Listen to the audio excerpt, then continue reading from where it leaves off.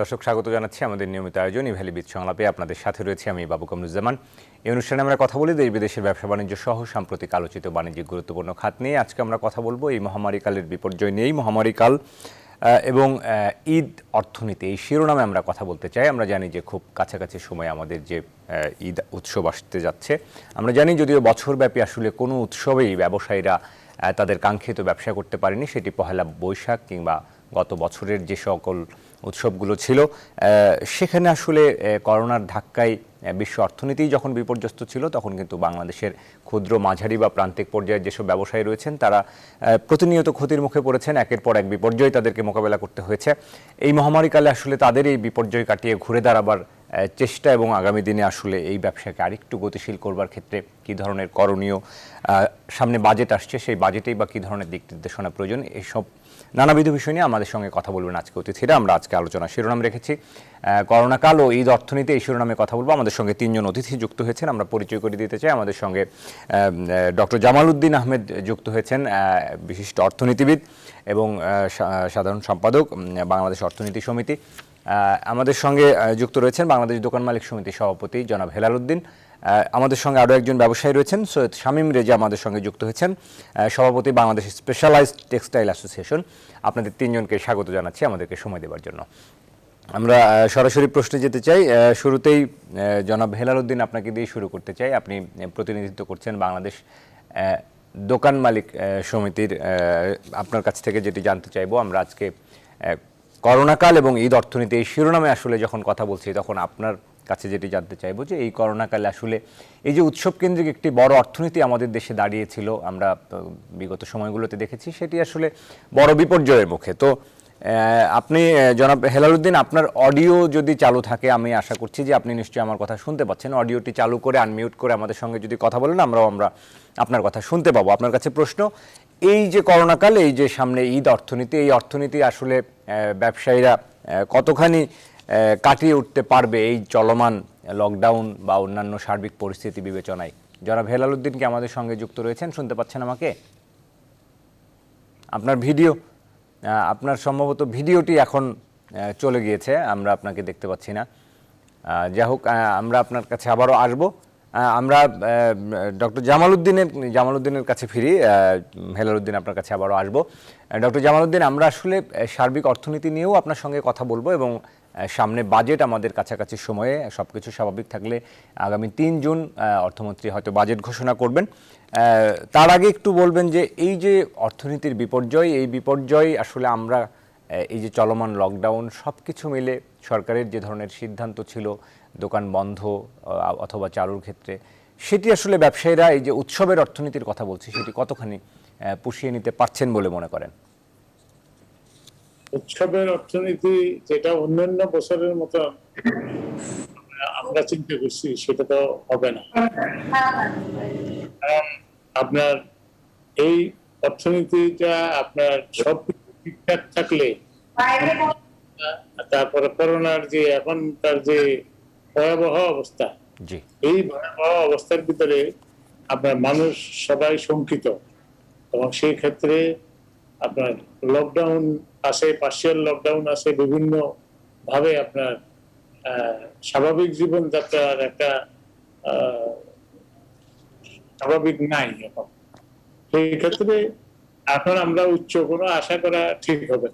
তবে মিনিমাম যেটা করার দরকার এবং সামাজিকভাবে যেটা সহনীয়, করোনার সাথে সামঞ্জস্যপূর্ণ, স্বাস্থ্যবিধির সাথে সামঞ্জস্যপূর্ণ, এগুলো বিষয় বিবেচনা রেখে অনেক কিছুই করতে হচ্ছে। যে কারণে স্বতঃস্ফূর্ত যে আনন্দ আপনার ওইভাবে আমরা করতে পারবো এখনো পর্যন্ত যা দেখা যাচ্ছে আর কি।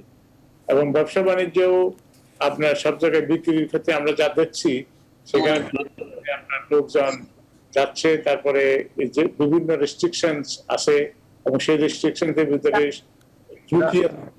ঝুঁকিটা সবচেয়ে বেশি স্বাস্থ্যগত যে ঝুঁকি, এই ঝুঁকির কারণে মানুষ স্বতঃস্ফূর্ত হতে পারছেন। তো এই বিষয়ে আমাদেরকে এখন যদি কম্পেয়ার টু গত বছরও এরকম অনেকটা ছিল, তার আগের বছরে এর গত ঈদের আগের ঈদের সাথে যদি আমরা কম্পেয়ার করি তাহলে সেইটা হবে না, সেটা হবে না। এটা বোঝা যায় পরিবেশ পরিস্থিতির কারণে। আমাদেরকে এখন প্রথম কথা হলো যে আমরা বেঁচে থাকতে হবে, জি, টিকে থাকার লড়াই, এবং সেই ক্ষেত্রে যারা জীবিকারও দরকার, কিন্তু সেটা প্রথমে জীবনে বেঁচে থাকার জন্য আমাদের যে সমস্ত মিনিমাম রিকোয়ারমেন্ট গুলো আছে সেটা পরিপালন করে আমরা মানে সবকিছু মেনে নিয়ে, আমরা তো মেনে না নেওয়ার কোনো সুযোগ নাই, আমরা মেনে নিয়েই এগুলোর সাথে যদ্দূর সম্ভব সহ অবস্থান এবং অ্যাডজাস্ট করে যদি কিছু করতে পারে সেটা হবে আপনার একটা মিনিমাম আমাদের অ্যাচিভমেন্ট। এখানে বড় চিন্তা করার সুযোগ মনে হয় এখন নাই এই পরিবেশ পরিস্থিতিতে, যেখানে পার্শ্ববর্তী দেশের যে ভাইরাসের কথা বলা হচ্ছে সেটা যদি আমাদের দেশে এভাবে আসে সেটারও ক্ষতি হবে। জি, ডক্টর জামালউদ্দিন নিশ্চয়ই এই মুহূর্তে টিকে থাকার কথাই আসলে বলছিলেন। আমরা আপনার কাছে আবারও আসব, বিশেষ করে ব্যবসায়ীদের নীতি সহায়তা প্রণোদনার বিষয়গুলো নিয়েও আনুষঙ্গিক বিষয় নিয়ে আপনাকে প্রশ্ন করব, কথা বলতে চাই। তার আগে আমরা আমাদের সঙ্গে সৈয়দ শামীম রেজা রয়েছেন, একজন ব্যবসায়ী, বাংলাদেশ স্পেশালাইজড টেক্সটাইল অ্যাসোসিয়েশনের সভাপতি। আপনার কাছে এই একই প্রশ্ন, সম্পূরক প্রশ্ন আসলে, যে মোটা দাগে এই যে আমরা ঈদ অর্থনীতি নিয়ে আজকে যদিও কথা বলবো, আপনারা ব্যবসায়ী হিসেবে আপনাদের ব্যবসায়িক যে বিদ্যমান বাস্তবতা, সেখানে আসলে কি চিত্র দেখতে পাচ্ছেন? এখন কি কিছুটা ঘুরে দাঁড়ানোর যে চেষ্টা, সেই চেষ্টাই বা কতখানি এগোতে পারছেন? ধন্যবাদ নিউজ 24 কে। আপনি কি শুনতে পাচ্ছেন আমাকে? জি জি, আমরা শুনতে পাচ্ছি, বলুন। আচ্ছা, আসলে বাস্তব অবস্থা যেটা, যে জামাল ভাই বলছে অলরেডি, যে আপনাদের যে পরিস্থিতিটা অ্যাকচুয়ালি আমাদের বিরাজ করতেছে, কারণ আমরা যেটা কাটিয়ে উঠেছিলাম অলরেডি গত বছর, যে 26শে মার্চের থেকে 2020 তখন থেকে যেটা শুরু হলো, এবং এর পরবর্তীতে আমরা আমাদের মাননীয় প্রধানমন্ত্রী শেখ হাসিনার একটা দূরদর্শী সিদ্ধান্তের ফলে লকডাউন দেওয়ার ফলশ্রুতিতে আমাদের একটা অবস্থানে আমরা চলে আসছিলাম, অলরেডি আমাদের সবকিছু নিয়ন্ত্রণে চলে আসছিল। কিন্তু হঠাৎ করে আমাদেরকে আবার দেখা গেল ঠিক একই সময়, গত বছরের মতন একই সময় এবারও সবাই আমাদেরকে এখানে স্বাস্থ্যবিদরা বলছিলেন যে শীতে এটা বাড়বে বা ই হবে, কিন্তু আসলে আমাদের শীতে বাড়ে নাই। যে কারণে যেটা বলবো, হঠাৎ করে এটা আসলে ভেরিয়েন্টটা বোঝা যাচ্ছে না অ্যাকচুয়ালি এটা কি হচ্ছে বা কি কখন বাড়বে বা কখন বাড়বে না, এটা কিন্তু বেসিক্যালি কেউ বলতে পারতেছেন না। সবাই একটা মানে ইসের উপরে মানে যা বলার বা যেটা বলতে চাচ্ছে বা যেটা বোঝাতে চাচ্ছে সেটাই কিন্তু হচ্ছে না, কারণ আমরা কিন্তু জানি না যে এটা পরিস্থিতি অ্যাকচুয়াল কি হচ্ছে, কেমনে হচ্ছে। তো এবারও কিন্তু ঈদের সময়, ঠিক গতবারও আমাদের ঈদের সময় একই অবস্থা হয়েছে, এবারও আমাদের ঠিক সেই ঈদের সময় পয়লা বৈশাখ করতে পারে নাই, আমাদের ছোট ছোট দোকানদাররা করতে পারে নাই, এটা হেলাল ভাই হয়তো বলবে। এবং আমাদেরকে সরকার প্রণোদনা দিয়েছে, সেটা কিন্তু প্রণোদনাটার ক্ষেত্রে গত বছরে যেটা হয়েছে, আপনার ম্যাক্সিমাম দেখা গেছে যে মালিক পক্ষরা টাকাটা উঠিয়ে নিয়ে গেছে। এখন সেই ক্ষেত্রে এটা কি হয়েছে, আপনার শ্রমিকরা পায় নাই ঠিক মতো টাকা, এক্ষেত্রে একটা অরাজকতা তৈরি হয়েছে। আমাদের নিজেরাও আমরা সচেতন হইতে পারিনি এখন পর্যন্ত।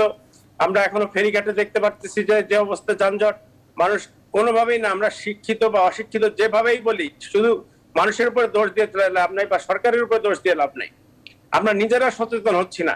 আমরা এই একটা অবস্থার মধ্যে আছি, যে অবস্থা পার্শ্ববর্তী দেশ আমাদের ভারত, তিন দিকে আমাদের বাংলাদেশ, তিন দিকে তাদের অবস্থান, তাদের দেশে যে পরিস্থিতি হয়েছে, কোনোভাবে যদি আমাদের দেশে সেটা আসে তাহলে কি পরিস্থিতি হতে পারে আপনারা একবার চিন্তা করে দেখেন।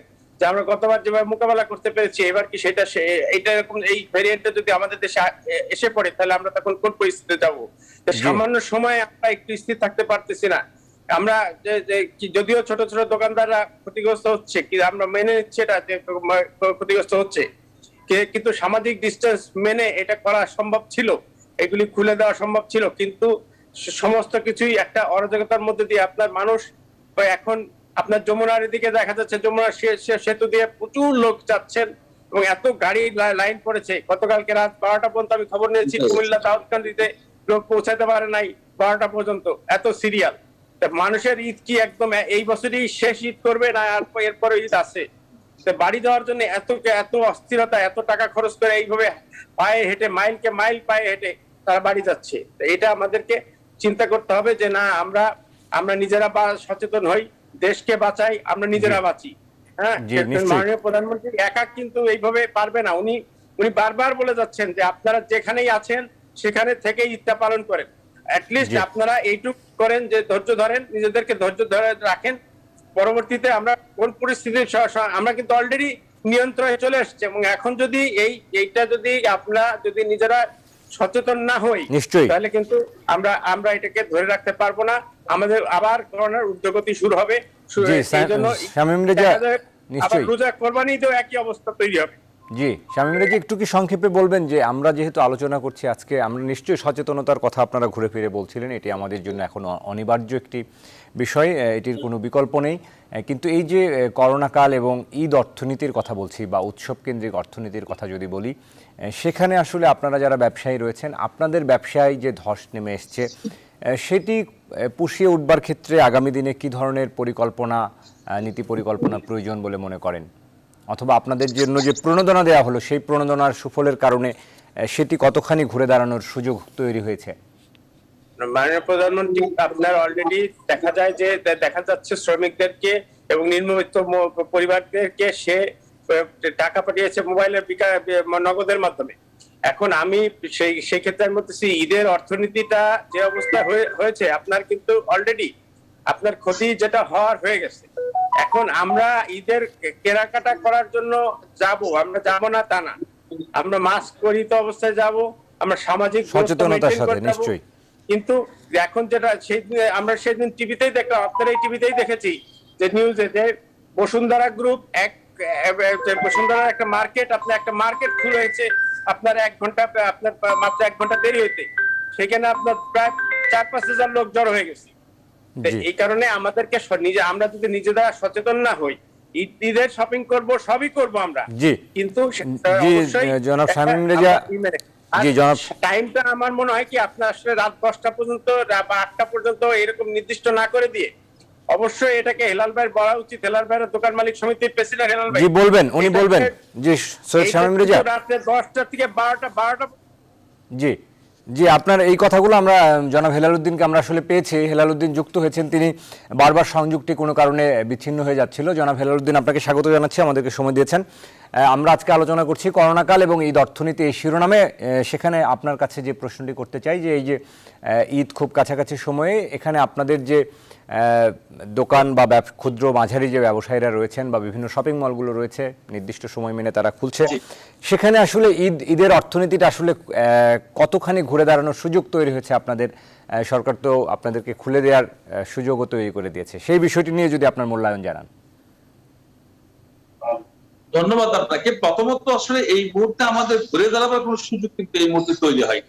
আপনি জানেন যে এই যে গত এপ্রিলের 7 তারিখ থেকে শুরু হয়েছে লকডাউন, বেসিক্যালি আজকে এটাকে এক্সটেনশন করে 16ই মে পর্যন্ত করা হচ্ছে, অর্থাৎ প্রায় 1.5 মাস যদি একটা দেশের লকডাউন থাকে, তাহলে কি সে দেশটা অর্থনৈতিক শক্তিশালী থাকবে? আমাদের একটা বাড়তি সুবিধা হচ্ছে, মাননীয় প্রধানমন্ত্রী প্রথম দিন থেকে বলেছেন এটা একটি বিধিনিষেধ, এবং বিধিনিষেধের কারণে আমাদের অনেক কিছু খোলা আছে। অনেক কিছু খোলা থাকার কারণে আমরা কিন্তু কোনো না কোনো সার্ভাইভ করতে পারছি। যেটা আমরা এখন সবাই বলছেন, ডাক্তাররা বলছেন, অন্য সবাই বলছে যে এই মুহূর্তে আসলে প্রথম জীবন, তারপরে জীবিকা।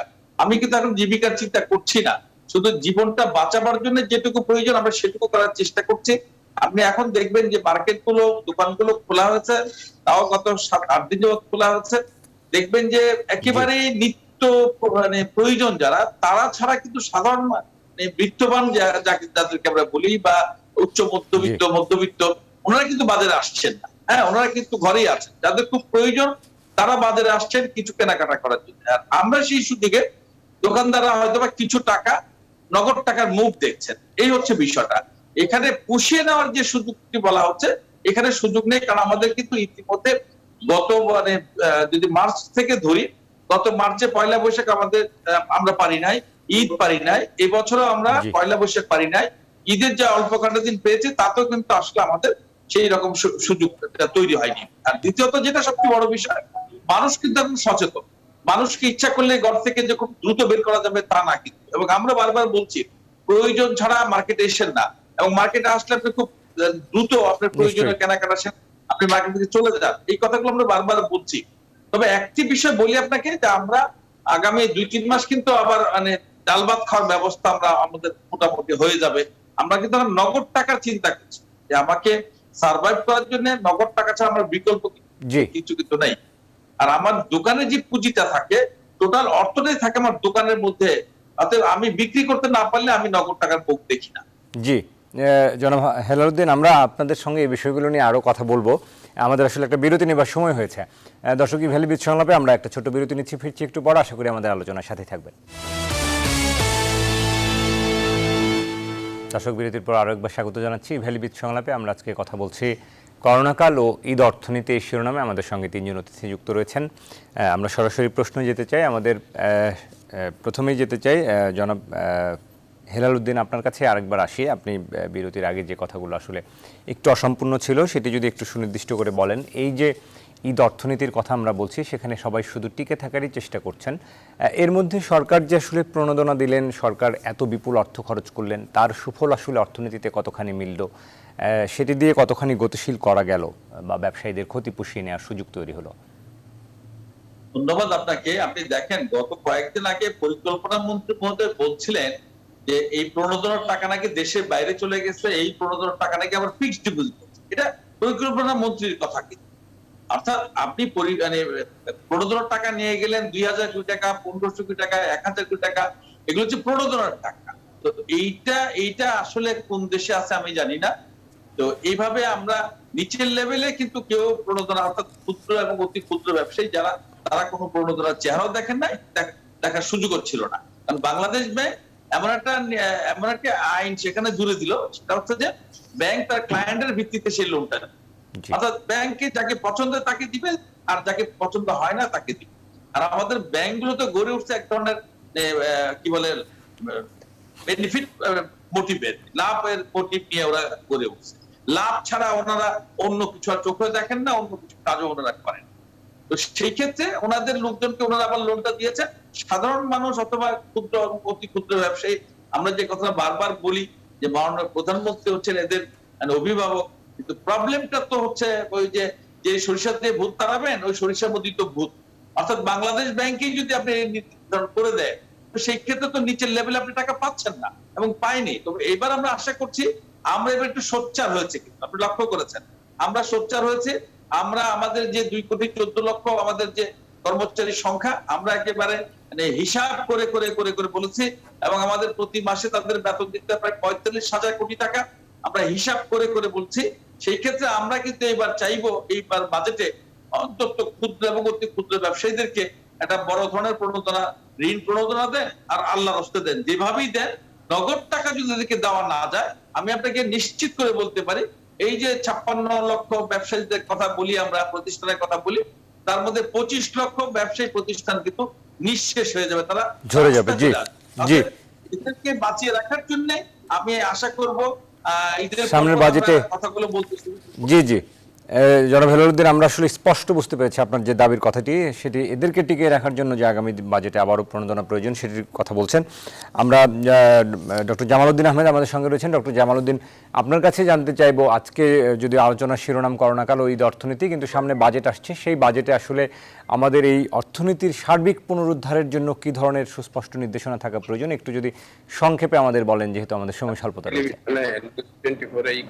আমাদের যে এখনকার যে করোনা কালে এটাকে যেই ক্ষতি হয়ে গেছে, এই ক্ষতি নিরূপণ করে এটাকে আমাদের এই নেক্সট বাজেটে এটা প্রোভাইড করতে হবে। এটার জন্য সরকার যে বাজেটটা তৈরি করবেন, সেই বাজেটের আকার বড় হতে হবে। বড় হতে হবে এই কারণে যে এইবারকার বাজেট হবে এক্সপানশনাল।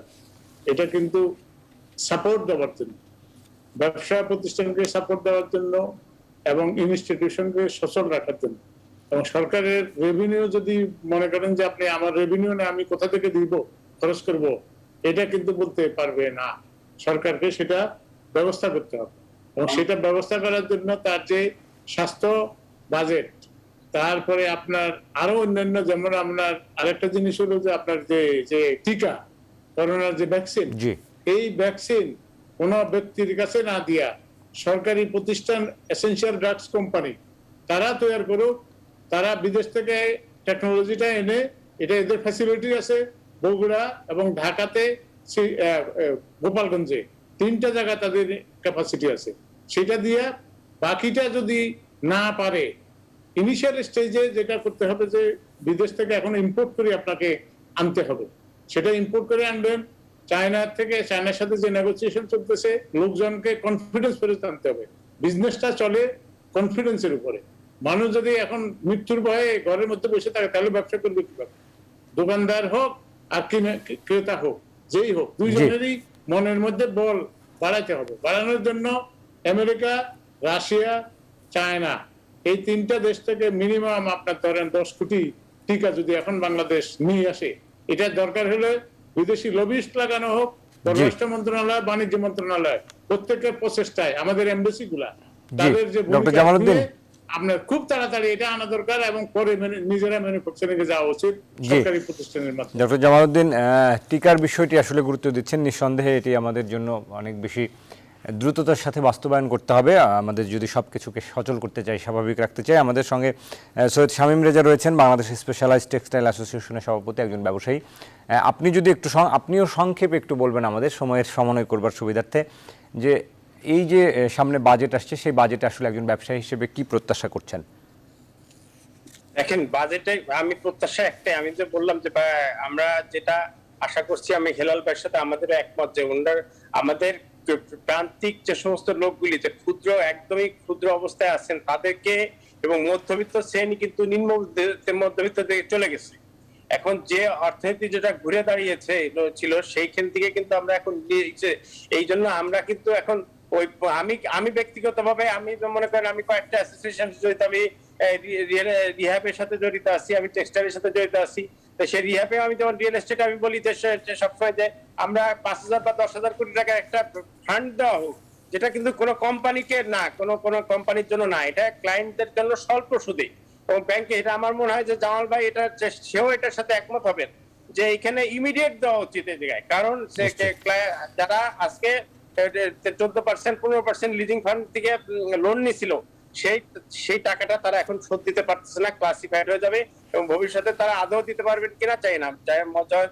শেখ হাসিনা মাননীয় প্রধানমন্ত্রী, উনি ওনার ছিলেন যে প্রত্যেকটা মানুষের ঘর হবে, মাথা গোঁজার ঠাঁই হবে, আমাদেরও স্লোগান ছিল।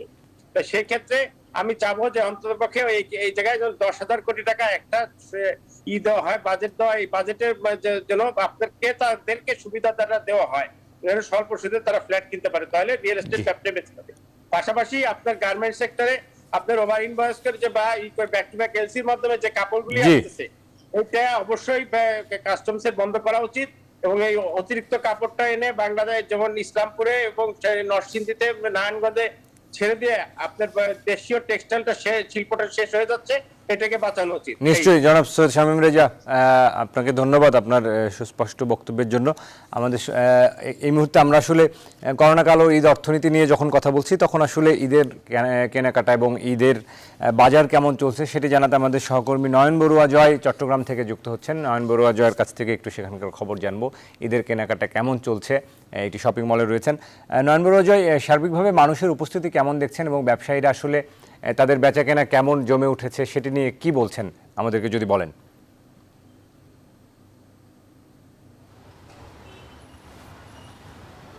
ধন্যবাদ বাবু কামরুজ্জামান, আপনি যথার্থই বলেছেন যে চট্টগ্রামেও সংক্রমণ কিছুটা কমলেও মৃত্যুর হার কিন্তু অনেকটা বেড়ে গেছে। 24 ঘন্টায় 8 জনের মৃত্যু হয়েছে, যে তথ্য আমাদের হাতে এসেছে আরেকটু পরে। আপনি অবশ্যই জানেন যে কিন্তু আসলে যে মার্কেটগুলোর কথা যদি আমরা বলি, মার্কেটগুলোতে কিন্তু আসলে যে এই সময়টার মধ্যে কিছুটা ক্রেতাদের সংখ্যা কিন্তু কম দেখা গেলেও কিন্তু আসলে যে ইফতারের পরে কিন্তু একেবারে উঠছে পড়া ভিড় থাকে। আর যেখানে কিন্তু আসলে মার্কেটগুলো যারা ব্যবসায়ী তারাও বলছেন কিন্তু আসলে তাদের ব্যবসা বাণিজ্য মোটামুটি হচ্ছে, স্বাস্থ্যবিধি যেভাবে মেনে কিন্তু আসলে ব্যবসা পরিচালনা করার কথা রয়েছে, কোনো মার্কেটে কিন্তু একেবারেই মানা হচ্ছে না।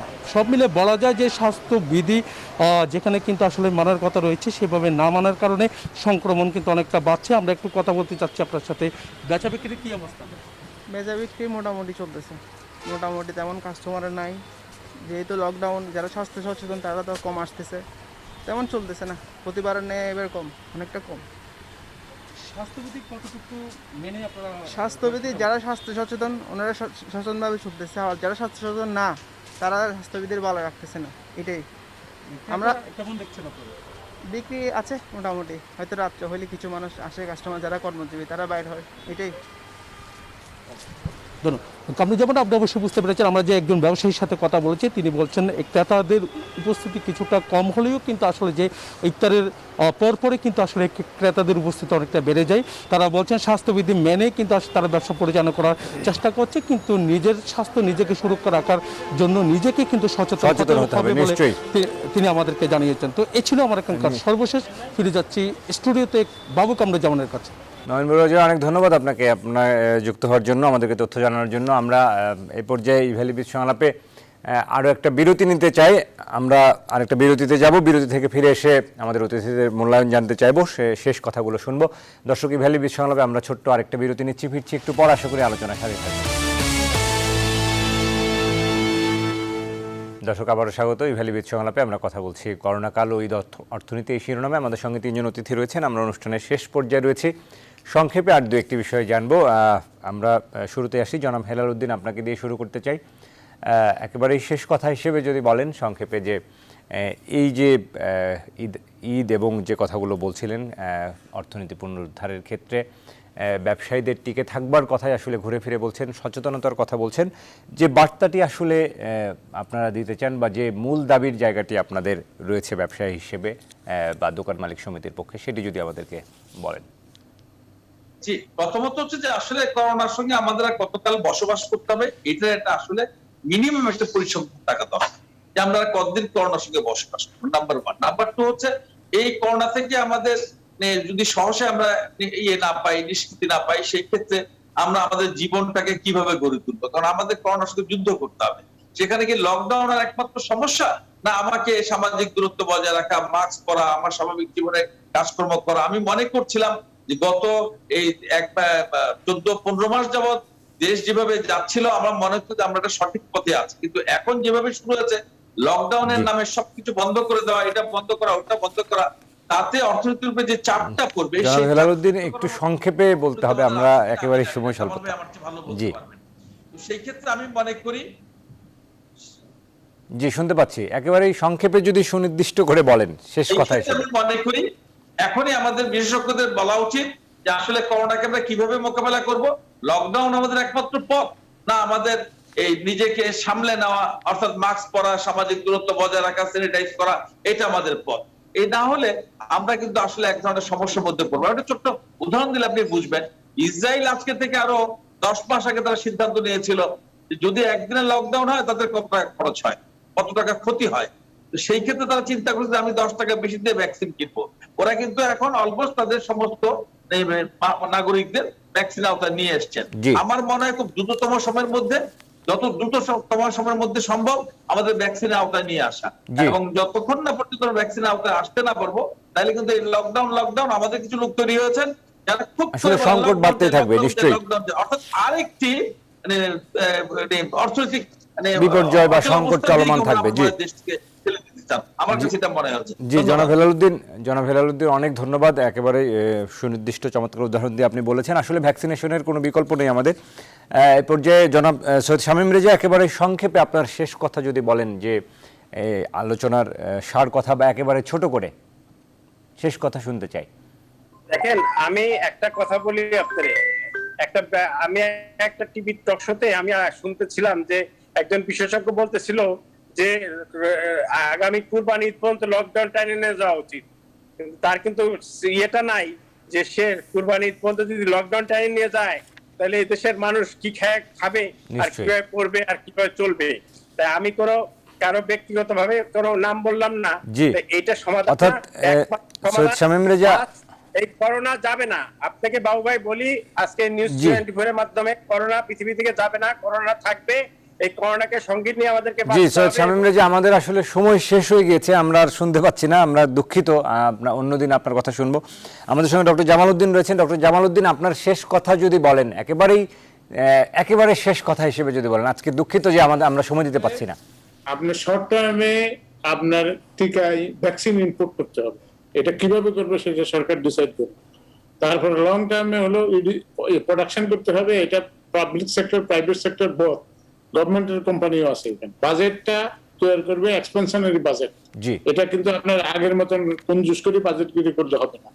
তাহলে লং টার্ম প্ল্যানে ওভারকাম করার জন্য ইনকাম ইনইকুয়ালিটি জন্য আপনাকে সম্পদের উপরে কর বসাইতে হয়, বিদেশে পাচারকৃত টাকা উদ্ধার করে আনি এখন জি। আপনার মানে নিশ্চয়ই একেবারে সুনির্দিষ্ট করে ডক্টর জামালউদ্দিন আপনি যে কথাগুলো বললেন এটি চমৎকার কিছু প্রস্তাব। অসংখ্য ধন্যবাদ জানাচ্ছি আপনাদের তিনজনকে আমাদের সঙ্গে যুক্ত হওয়ার জন্য। আজকের মতো এই ভ্যালি বিচ সংলাপ এখানে শেষ করছি। আপনারা ভালো থাকুন, সুস্থ থাকুন, নিরাপদে থাকুন।